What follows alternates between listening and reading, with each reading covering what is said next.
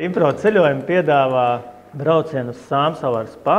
Mēs gribam jums piedāvāt tiešām izbaudīt igauņu viesmīlību nesezonā, vēlā drēgnā rudenī, kad ir iespēja kārtīgi izkarsēties pirtiņās, izmērcēties burbuļvannā un nobaudīt kārtīgu spā.